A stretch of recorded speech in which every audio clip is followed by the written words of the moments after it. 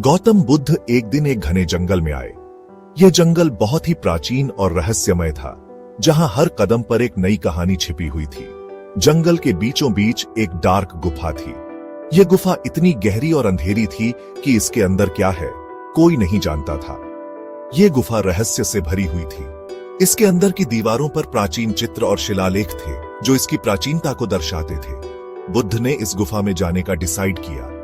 वे जानते थे कि इस गुफा में कुछ ऐसा है जो उन्हें आत्मज्ञान की ओर ले जाएगा। गुफा अंदर से ठंडी और डीप थी। हवा में नमी थी और सन्नाटा छाया हुआ था। हर कदम पर एक अजीब सी गूंज सुनाई देती थी। केवल बुद्ध के कदमों की आहट गूंज रही थी। यह आहट गुफा की दीवारों से टकराकर और भी रहस्यमय हो जाती थी। यह एक ऐसी जगह थी जहां डर और डाउट्स का राज था। लेकिन बुद्ध निडर थे। वे जानते थे कि डर को पार करना ही सच्ची शक्ति है। वे ट्रूथ की तलाश में आगे बढ़ते रहे। हर कदम उन्हें और भी गहराई में ले जा रहा था, जहां सच्चाई छिपी हुई थी। यह गुफा सिंपल नहीं थी।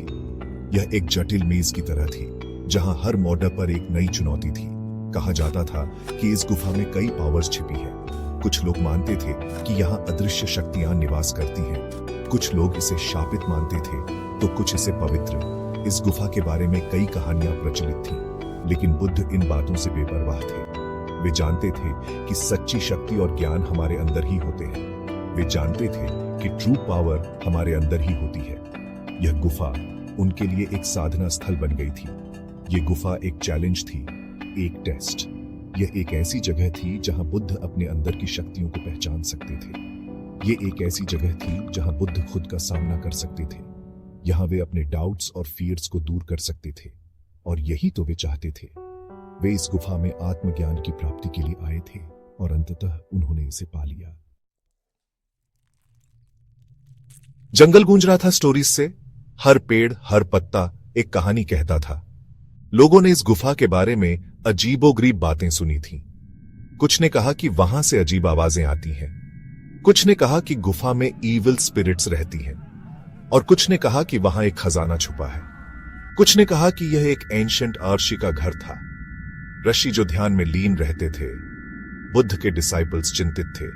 वे अपने गुरु की सुरक्षा को लेकर परेशान थे। उन्होंने अपने गुरु से गुफा में न जाने की रिक्वेस्ट की। वे जानते थे कि गुफा में खतरे हो सकते हैं। वे डरते थे कि कहीं उनके गुरु को कुछ हो न जाए।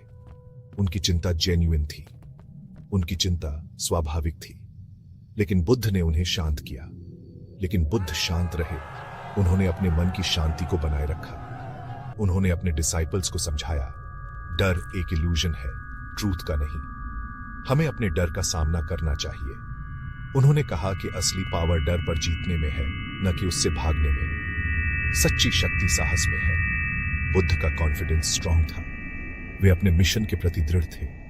वे जानते थे कि उन्हें खुद का सामना करना होगा और यही उनका अल्टीमेट टेस्ट था।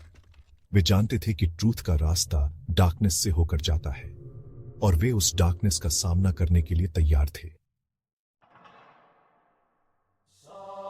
हम सबकी लाइफ में ऐसी गुफाएं होती हैं, फियर, वरी, इनसिक्योरिटी। ये हमारे अंदर छिपे मॉन्स्टर्स हैं जो हमें आगे बढ़ने से रोकते हैं। बुद्ध ने हमें सिखाया कि इन मॉन्स्टर्स से डरना नहीं चाहिए, बल्कि उनका सामना करना चाहिए। हमें अपनी आंखें खोलनी चाहिए और देखना चाहिए कि ये असल में क्या है, इल्यूजन्स। ध्यान ही वो वेपन है जिससे हम इन मॉन्स्टर्स को हरा सकते हैं। ध्यान हमें अपने माइंड को काम करने और अपने अंदर देखने की पावर देता है। Section 4, the inner battle. गुफा के अंदर बुद्ध डीप ध्यान में डूब गए। उनका मन एक बैटलफील्ड बन गया। एक तरफ थे उनके फियर्स, उनकी वरीज, उनकी डिजायर्स। दूसरी तरफ था उनका स्ट्रॉन्ग विल, उनकी पीस, उनकी विजडम। बुद्ध ने हार नहीं मानी। वे जानते थे कि यह फाइट उन्हें लड़नी होगी। वे जानते थे कि उनकी जीत ही ह्यूमैनिटी की जीत होगी। उन्होंने ध्यान के थ्रू अपने माइंड को कंट्रोल किया। उन्होंने अपने फियर का सामना किया और उन्हें जीत लिया। ये एक टफ फाइट थी, लेकिन बुद्ध ने हार नहीं मानी। वे जानते थे कि क्या इंपॉर्टेंट है, उनकी फ्रीडम और सबकी फ्रीडम।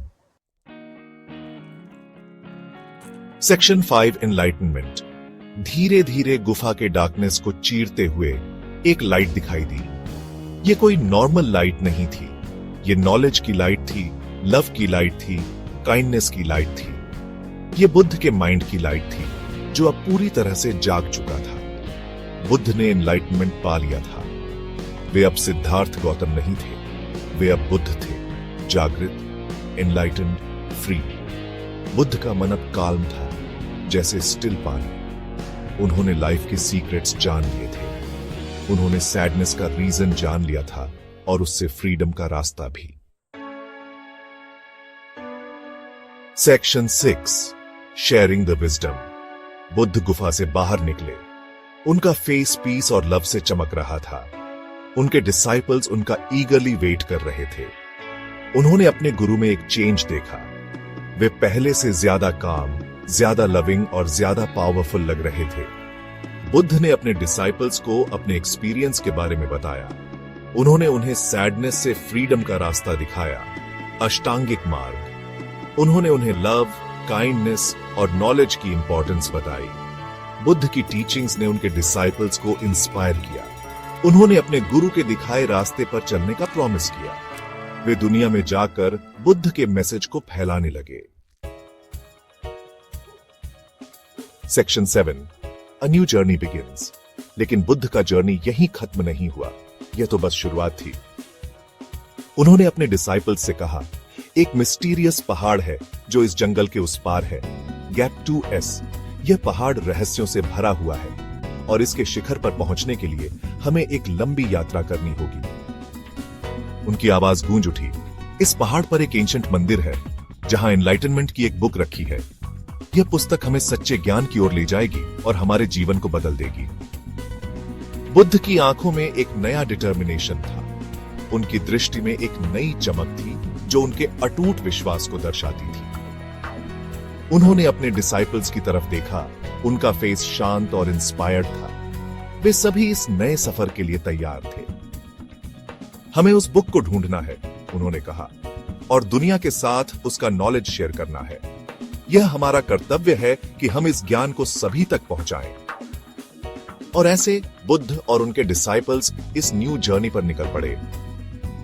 उनके कदमों में एक नई ऊर्जा थी और उनके दिलों में एक नया उत्साह। उनके हार्ट्स नॉलेज की थर्स्ट से भरे हुए थे और उनका गोल ह्यूमैनिटी की बेटरमेंट था। वे जानते थे कि यह यात्रा कठिन होगी, लेकिन वे इसके लिए पूरी तरह से तैयार थे। उनके मन में एक ही उद्देश्य था, मानवता की भलाई।